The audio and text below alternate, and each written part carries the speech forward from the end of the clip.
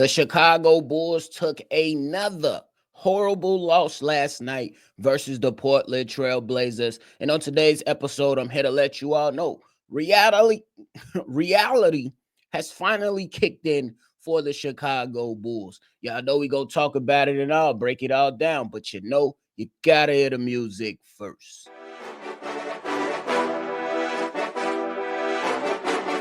Cognac,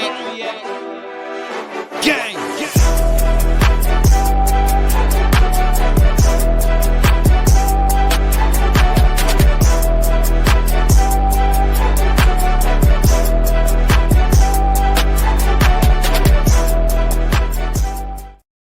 Shy Boys Podcast with the Cognac Boys. I'm Cognac Boy Bobby, and I'm holding it down on today's daily episode. If you're tuned in with me today, hit the like button, subscribe to the channel, and hit that notification bell as well.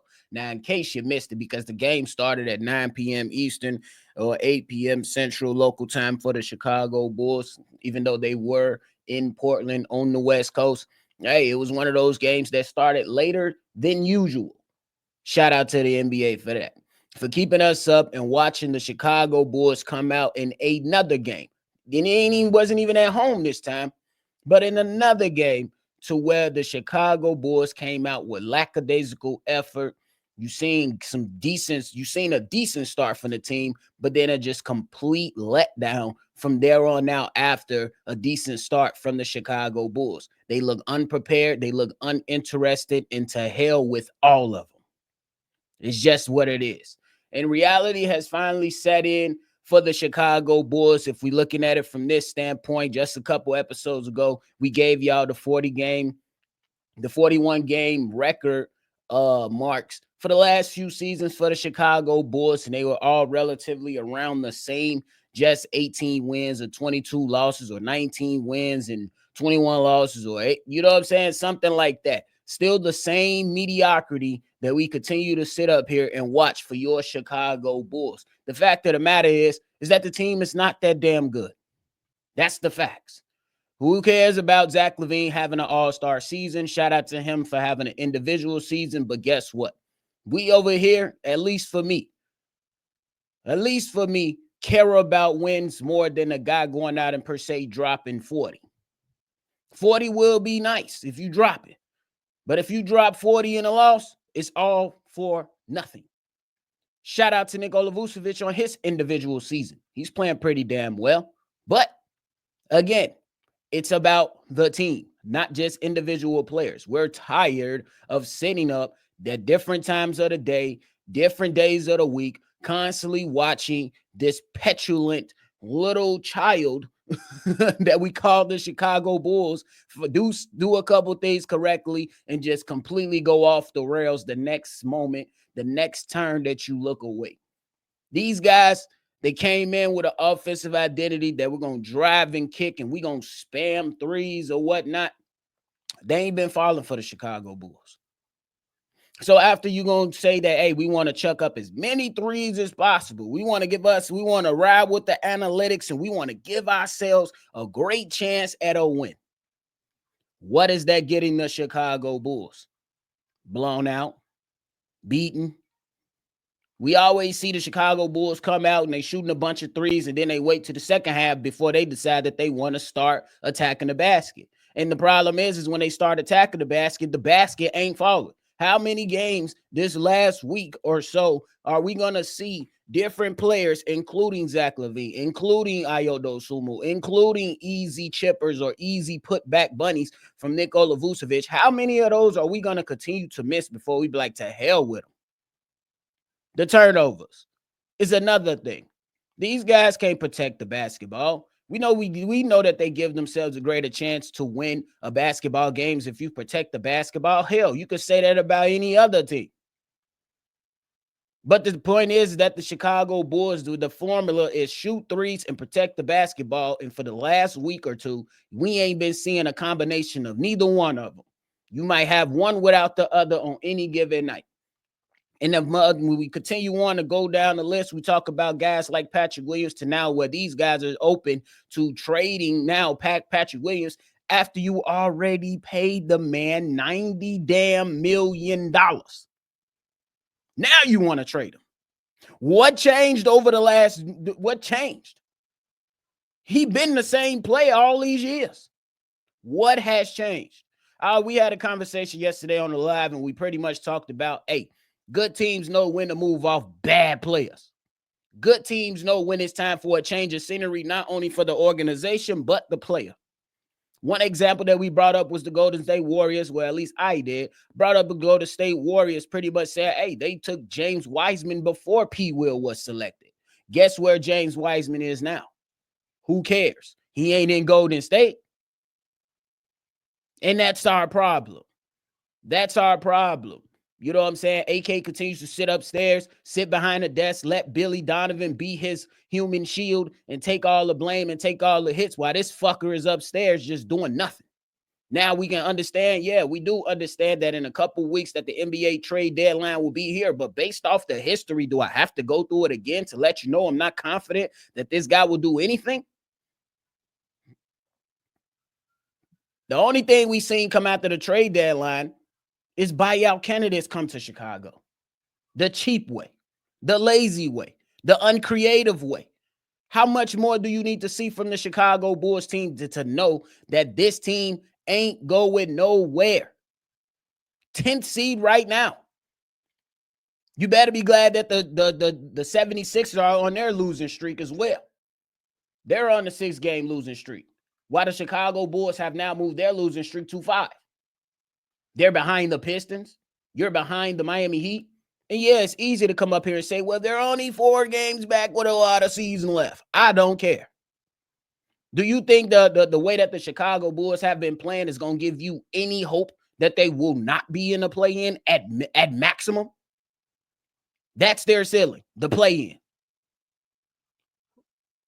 Y'all see how crazy that sounds, right? You see how crazy that sounds, right? So right now, while we still sitting up in the rolling in the mud like a sloppy pig or on a hamster wheel, this is a continuing cycle, bruh. This is a continuing cycle, bruh. So it's just enough is enough. Reality has set in for them. This team ain't going nowhere. Don't talk to me about trying to find an identity because there's no identity on the team. I guess you trying to implement a formula. The formula is not working. Guys can't stay healthy. Guys can't make shots. Guys don't want to defend. So what are we even talking about when it comes to any expectations when it comes to this team? Now, the goal was set for 27 wins for the squad. I still think they can get there, but it's very, very bleak. It's still very, very bleak. I'll stick to my prediction when it's coming into the season, but I tell you, that prediction looks like it's about to be wrong. The Chicago Bulls are now on a 5-game losing streak, and look who they played, y'all. The Kings, the Hornets, the Pacers, the Blazers, the Hawks with no Trae Young. All winnable games. All games at home. Bulls disrespected the fuck out of us. Disrespected the hell out of us. Playing these teams. For the lack of effort, the lack of energy. Enough is enough. And let's keep it real. This can absolutely get worse from here on out, at least for the next week or two. The next few games that the Chicago Bulls, they got lined up started tonight versus the Clippers, versus the Celtics. Then you go take on Denver. Then you play the 76ers, who you just started beating maybe a year ago, but they still pretty much own the Chicago Bulls right now. And are we confident that the Bulls can beat them after we seen the Bulls can't even beat the Hornets?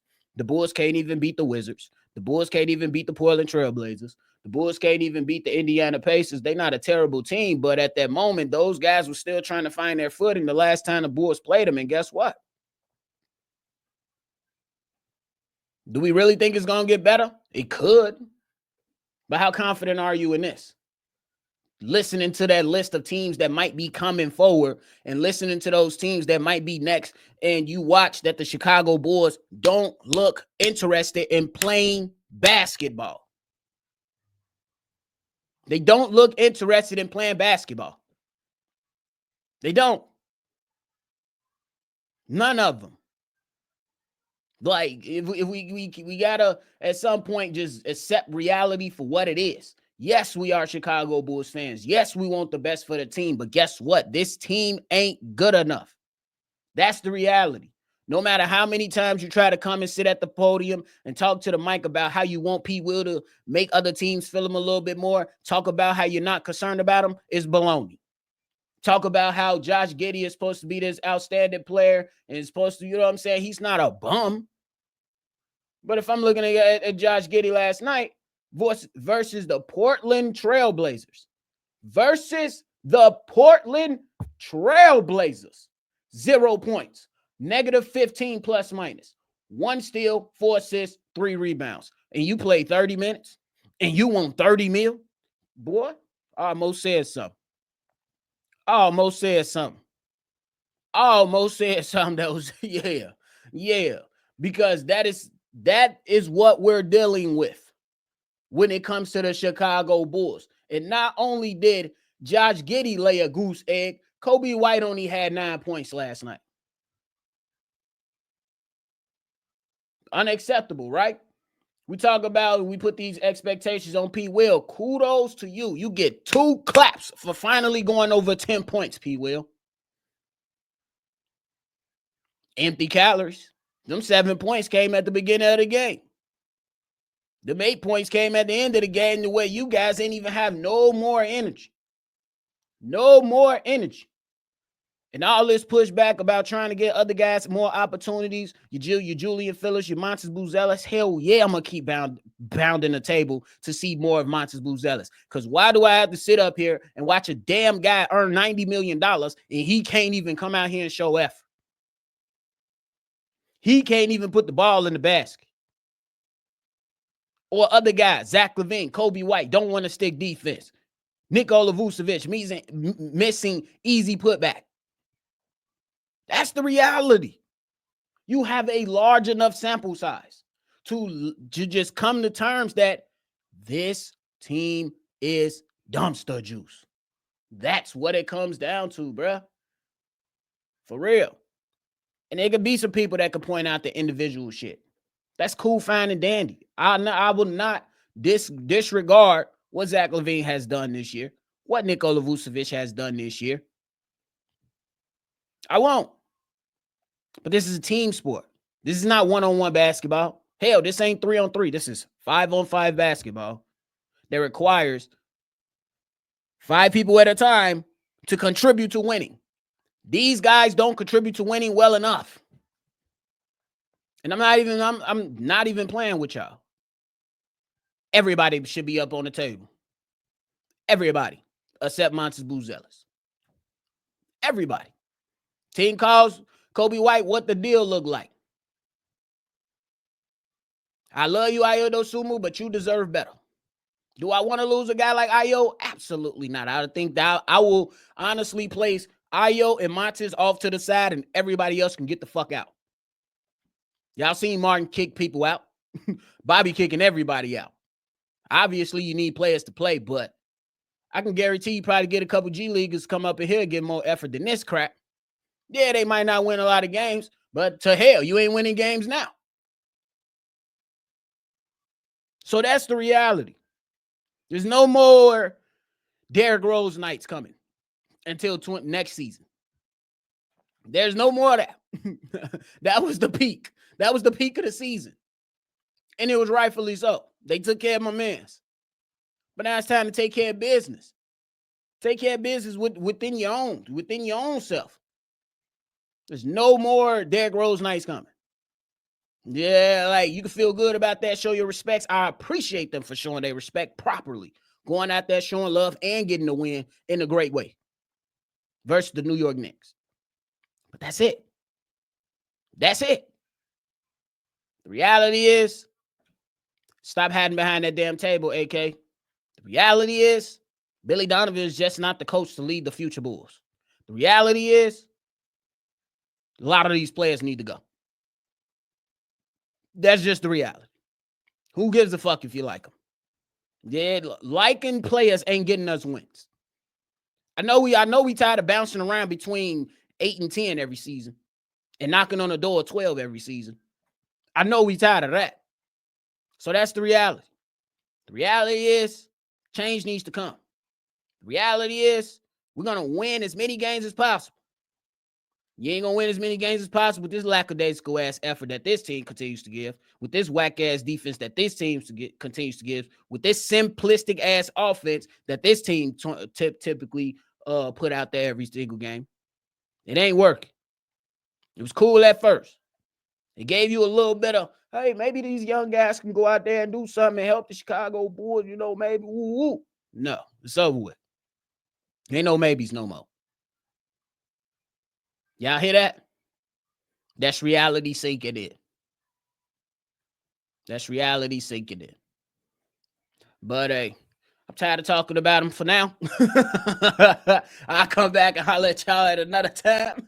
But in the meantime, in between time, just make sure y'all stay tuned there, man. We trying our best to go out here and give you something more than just me coming on and discussing the Chicago Bulls and letting people know that the reality has sunk in.